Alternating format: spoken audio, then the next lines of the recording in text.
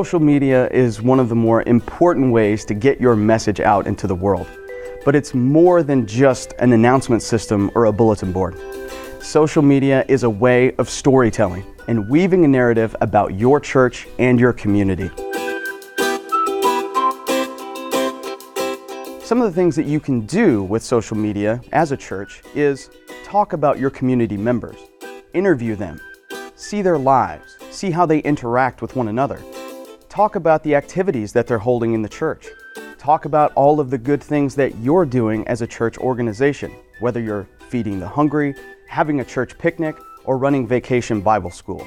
All of these things come together to paint a picture of what your church is, who you are, and what you're all about.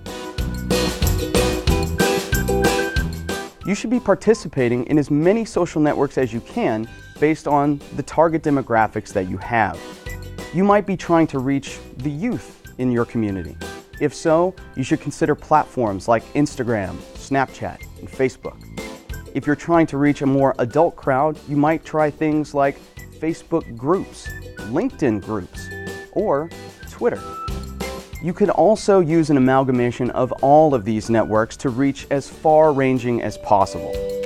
If you're into interactive media, you can create compelling stories using platforms like YouTube. And live streaming video is one of the most popular forms of media today.